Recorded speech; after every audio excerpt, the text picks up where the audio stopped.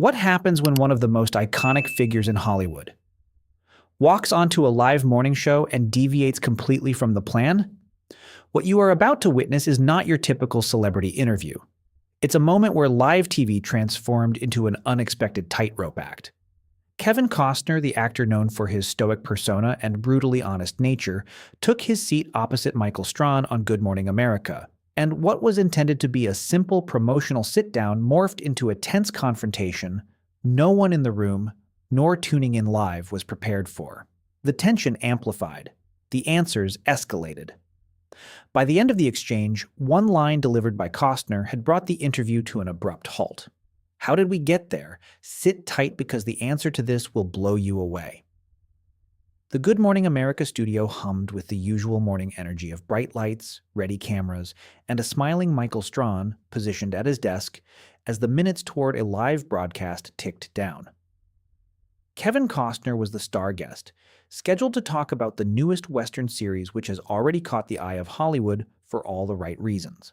By all accounts, the segment was to run as smoothly and joyfully as any given at the studio that morning, and the producers anticipated a pre-scripted conversation that would guarantee viral clips all the way through the breaks. But it is said that even the best of plans can sometimes fall to the side. As the program got underway, Strahan approached Costner with a familiar demeanor. "Kevin Costner, thanks for being back on Good Morning America, Michael." Costner replied calmly, settling into his seat with the ease that comes from years of stardom. "Thanks for having me." The interview started as expected. Strahan took a look at his notes and began steering toward the new project. "So this series, you're venturing back into the Western, something of course you're known for, but there is criticism saying that you're treading old ground here. What is your response to that?" There it was, a quick beat of silence to transition the atmosphere of the room. The facial expression of Costner flickered just a hair that would otherwise be imperceptible, but was enough. "Treading old ground?" he repeated in a composed manner. "That is an interesting way of stating that." Strahan gave a bright smile and continued. "Well, I mean, Dances with Wolves and Open Range as well as Yellowstone? Obviously, those are huge successes. The criticism that is there is, this is just treading old ground here?" And then the game changed. Costner relaxed slightly into his seat, still retaining his composure and with more gravitas behind his voice. "Michael, can you explain to me when you played football? Did you do the same thing every single time, or did it depend on what you were faced with?" There was a momentary beat before Strahan responded. "Well, I was a defensive end. I wasn't throwing the ball, so I understand your analogy, however." "You understand it?" Costner replied in an even tone, because now this was not just an interview, it was now something entirely more. "So, what you are saying," Costner resumed, "is that these stories of the American West are somehow derivative or thin. Those stories are about the very spine of this nation. Survival, sacrifice, choices made at the moment of absolute crisis. To call that going back to the same well is to entirely miss the point." Silence on the studio floor. This wasn't the playful teasing exchange expected. Strahan moved uncomfortably, seeking to take back the reins. "I am not at all dismissing your work, Kevin. I am posing a question that has been raised." "Raised?" Costner asked, fixing his eyes on him. "Or written for you to raise?" The air in the studio thickened. Strahan gave a short laugh that was clearly insincere. "Come on, we are having a discussion here." "Are we?" Costner asked, his voice even but razor sharp. "Because this feels less like a discussion and more like you're looking for a quote. You're looking for a sound bite instead of trying to see what we are trying to do with this series." The atmosphere in the studio grew very tense. Strahan puffed out his chest, his tone hardening. "That's not fair. I have been respectful to you since you came out here." Costner's eyebrow rose. "Respect involves preparation. Respect involves knowing that because these stories have similar settings, they are not similar stories. And if we're going to discuss respect, let's discuss how it works. The way shows of this kind churn out hosts asking surface-level, loaded questions, just looking to get a soundbite. Now the room was palpably tense. You could feel it. Right through the screen, right through the air. The co-hosts shot uneasy looks at each other. The production crew, lurking behind the cameras, froze. No one moved, no one interrupted. Because this was live television, and there was no longer a script. Strahan gave a weak smile, drawing on years of media training to maintain his composure. I think you may be overanalyzing a basic question there, Kevin. Costner offered a slow, controlled nod. A basic question, he repeated, his voice flat. You know, you're right. It was basic. It was lazy. And, quite honestly, Michael, I thought better of you. It was a blow. I'm sorry? Strahan's smile vanished, replaced by a hard stare. I said you should have known better, Costner stated calmly, his gaze unwavering.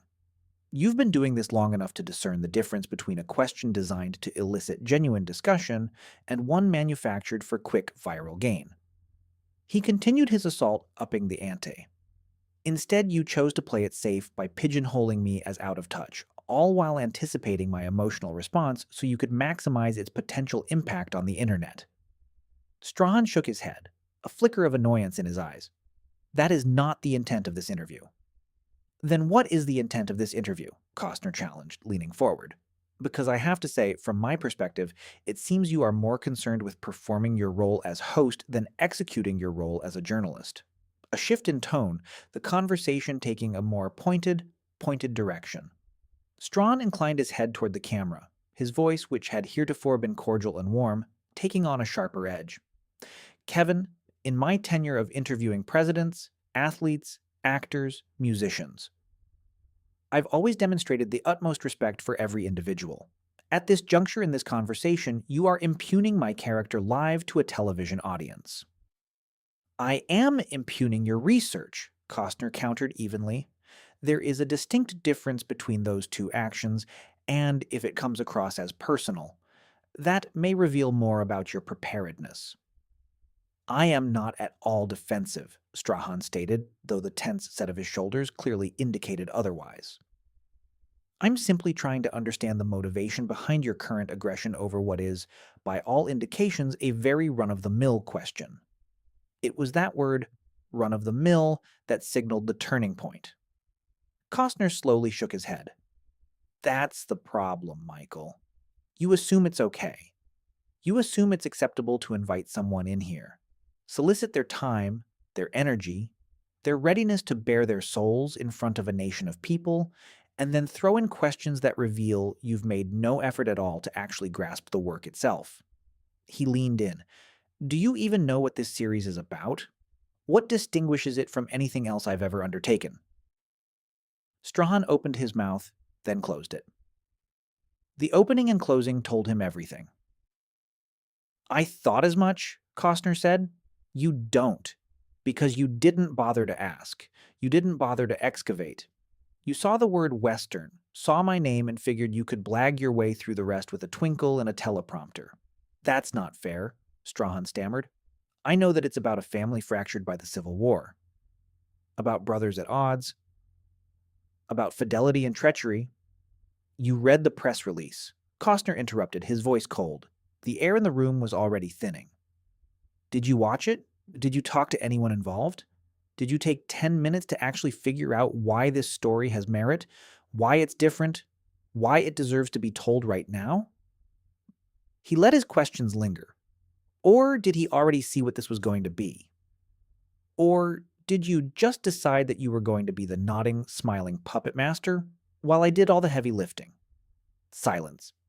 Not quiet, dead stillness. Not even the crew moved. This wasn't TV. It was theater, a performance that would be discussed long after the cameras stopped rolling. Strahan's jaw locked. You know what, Kevin? Maybe I could have prepared more, but you don't get to walk out on this show and talk trash to me in front of everyone here. Trash? Costner raised his voice a touch for the first time. Now the emotion was obvious. You want to talk about trash? He asked. Trash is what happens when art is disposable. Trash is when work over a career of years, hundreds of people, gets whittled down into a throwaway question just to eat up time. He continued. Trash is what it looks like when someone thinks they're doing you a service to have you on this show, when the truth is they're just hungry for any fodder to put on the air and you're the next victim of their greed. That's not true, Strahan retorted, raising his voice accordingly. We invited you here to celebrate your achievements. You did? Costner fired back. Or did you invite me because my name clicks and someone realized it would put numbers on the scoreboard? And then something nobody saw coming.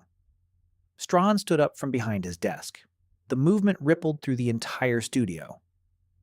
You don't get to come onto my show and tell me what my intentions are, he said, his voice a firm challenge.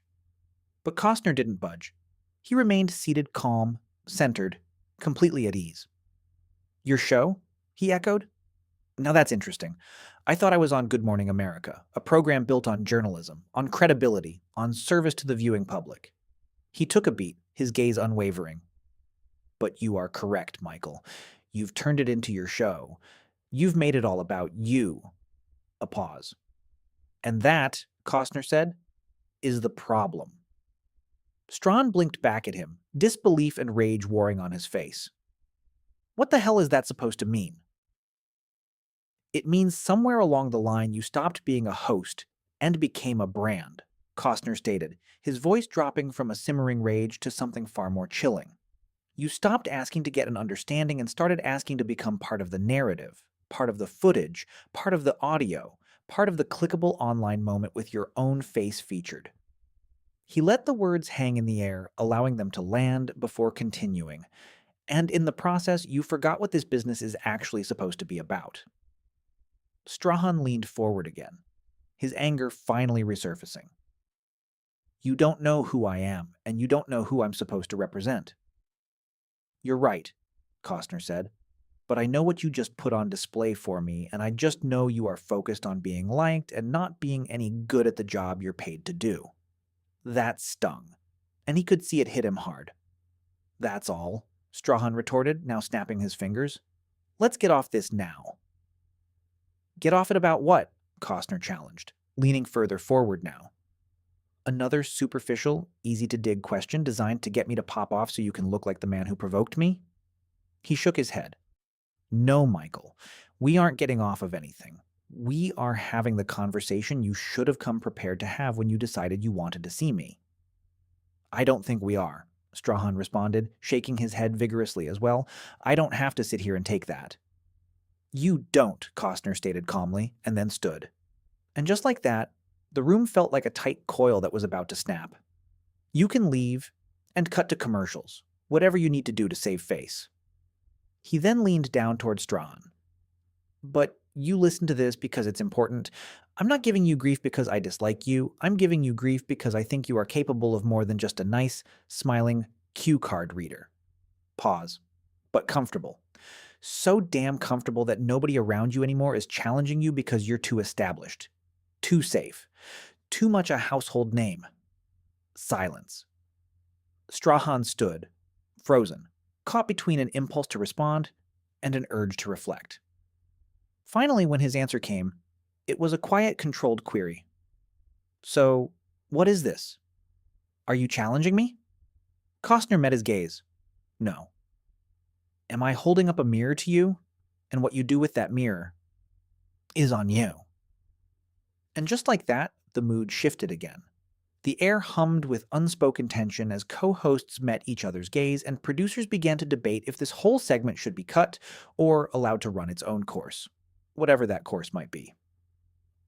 Finally, Strahan carefully sat back down. Okay, so that's how we're going to play it, he said, his expression unreadable. Tell me about the series. Tell me what I should have asked. Now, is this going to be a reset? Or just a moment? Costner looked him over, a critical analysis that he met, and just as precisely as the actor, Costner sat back down as well. Okay, he said, here's how you begin. You wonder why I left something that I had established to a certainty and came to build something else. He leaned toward him a bit. You wonder what that's like to bet on a story that isn't following the pack. A slow, deep, thoughtful thing in a world of immediacy. This time, Strahan didn't cut him off. He had something different in his eyes, a focus, a concentration, an awareness. So why did you? Strahan asked. There was no thought needed from Costner. Because I am not willing to play it safe anymore. His voice projected throughout the studio with steadiness and power. I am tired of seeing the same story, said the same way. Tired of watching gifted artists diminish the depth of their vision for the sake of algorithmic trend or audience research. He continued, his words landing with gravity. This is a story about two brothers on opposite ends of a war, and families splintered by their faith, and humans trying to maintain their own dignity amidst violence. This story matters. A beat. This story matters because this story is happening now. And let's all be honest. When did you ever hear a morning talk show get like this? We are seeing communities torn apart. We are seeing families divided by politics, by ideology, by an inability to look across the political divide and see that on the other side is a human being. Costner said to me. Strahan nodded. That is heavy. It ought to be, said Costner to me. Art has an obligation to be heavy, to challenge you, to make you uncomfortable, to hold a mirror up to your face and make you look. He held my gaze. You do not reach that stage, cannot reach that stage if you begin this process by asking whether I am repeating myself. A beat passed. Do you now see the distinction? I paused, then nodded. Yes, I do. You are correct. I ought to have gone there with you. Costner nodded slowly. It is not too late to go there. We are here now. The cameras are on. He then leaned back a little, and in doing so, seemed to allow me more space, and said to me, ask the real question. I drew breath. And again, there was no polish, no performance. I focused on the reason I was sitting with this icon in his home. So, I started. In this series, you tell the story of two brothers who fight for opposing sides in the Civil War. One is fighting for freedom as he sees it, the other for his home, his lifestyle. Neither is totally wrong, and neither is totally right. Strahan leaned over and got into it with him. How do you then do that to them? Not make it so it seems to be either one side or another, making them equal in its effect on people who would live through it. This time, without missing, the face got intense. It lit up in full focus. This is what was looked for. That's where it is, and in fact, you can't judge them or really ever tell people on the screen which ones to pick. You have to show them what people really are. He went on, and his voice, although not too loud, was charged with a lot. Show them that they're people. Show the doubt. Show them how close they get to breaking. Because people are never only one thing. People aren't all heroes. People aren't all villains. They're contradictions. And they're all people, capable of everything but compassion and brutality in the same instance. He said, leaning slightly forward again. The younger man goes to the Union because he knows slavery is wrong. He is right. And that is part of the problem because they're all naive. The soldier knows the war will be grand, and it is something. He also knows it won't be grand or any of those things when it is fought. The other man stayed with the South because it was his home, and he belonged. When the world turned upside down, it turned his life upside down, and if he'd walked away, he would have been losing all of it. He let it sink in. Does that make him wrong? Yes. Does it make him evil? He shrugged. There is the dilemma. He looked intently at Strahan again, and Strahan understood him. You want the audience to feel for the man on the other side. You want the audience to understand. That's all you really can ask. You can see why somebody made a choice without agreeing with it. That's empathy.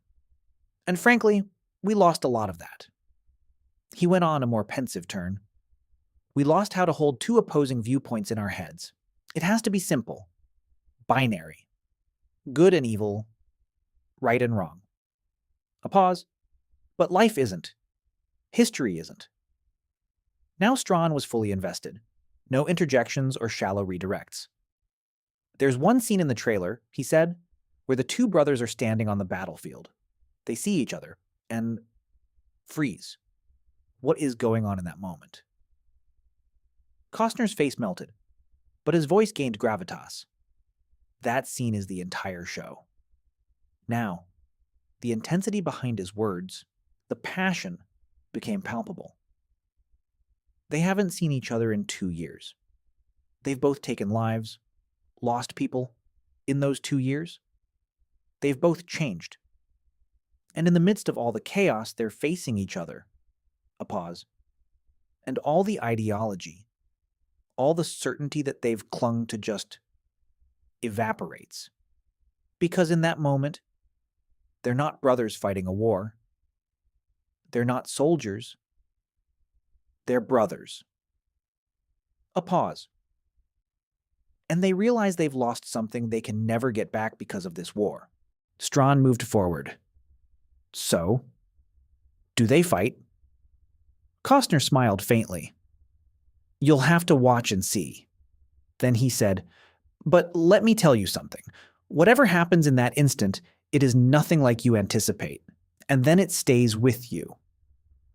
Strahan was nodding, and you could tell he felt the words. This is the conversation we should have been having since day one. Yes, Costner said plainly. It is. A moment's pause. And we need a conflict to get us here. So what does that tell us about everything we just witnessed? Strahan leaned back, letting out a long breath. That sometimes real conflict, real honesty in conflict, and not backing down leads to something else, leads to something better. Costner was nodding again. That's right. That's the whole idea. He gestured very slightly. That's what this is about. That's what this conversation turned out to be. He said, and he said it with such strength and such humility. We could have stayed safe and civil, and that would have meant nothing, would have meant forgotten. We had to make it difficult for each other. A beat. And that is when we actually talk about the stuff. Strahan was looking at him now, without any tension, just respect. I'm grateful you pushed me, Michael. Thank you. Even though it was incredibly uncomfortable.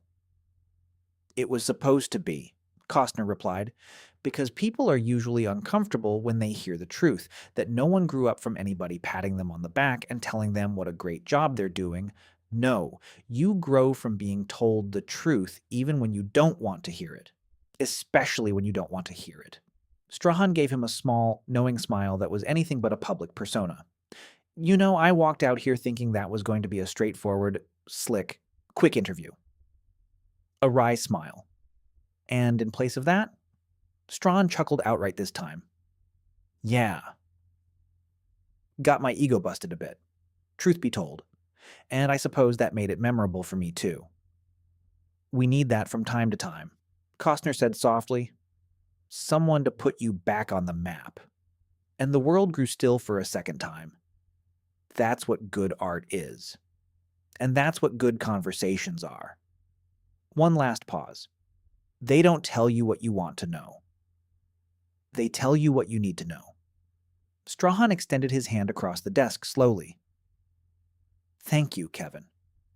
Seriously. Thank you for not letting me get away with being lazy. Costner took it without a pause, shaking his hand firmly. And thank you for being willing to actually engage after you moved past yourself. And then, just like that, the dam burst. The studio, which had been holding its breath, roared. Not your run-of-the-mill cue-induced response of a daytime show, but actual honest applause. Earned. The kind of applause that only comes from seeing a real truth. Strahan turned toward the camera, his eyes sharper, more aware than they'd been at any point prior to this moment. Kevin Costner's new series debuts next week, and I can tell you after this conversation, it's not just another show. A beat. It's something that's going to push you, something that's going to make you think. And honestly, we need more of that.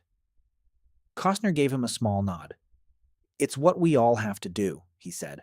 Tell the truth as we know it, and hope that someone who needs that truth sees it. And just like that, the segment was over. But the effect was not, because the viewers in homes across the country sat with coffee in hand, staring blankly at their screens, trying to understand what they just saw.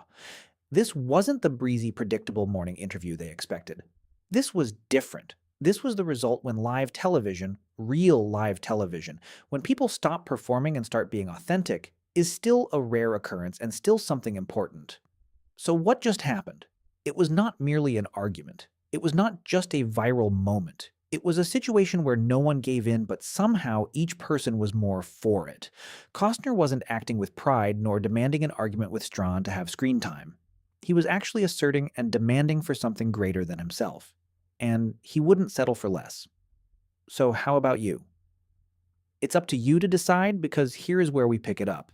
Should Costner have reacted with an even sterner tone?